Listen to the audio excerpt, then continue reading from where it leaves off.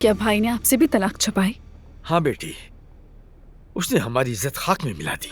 उस रात जब मैंने तुम्हें घर छोड़ा था तुम ऐसी नहीं थी।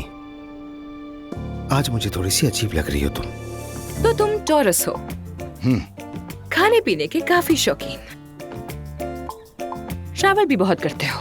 हाँ। औरतों के दीवाने। तो अस्तगफिरुल्लाह। मैंने कुछ नहीं कहा, सब कुछ यहाँ लिखा है।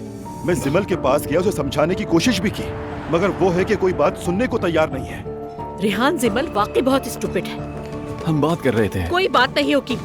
आज के बाद तुम मेरी बेटी से दूर रहना सब खत्म हो चुका है। अब तुम्हारा इससे कोई वास्ता नहीं है, समझ गए? हमारा इमाम निकाह हुआ। नहीं हुआ तुम्हारा। तुम जिमल को फौरन तलाक दोगे, इसे मेरी पहली और आखिरी वार्निंग समझना, वरना अंजाम बहुत बुरा होगा।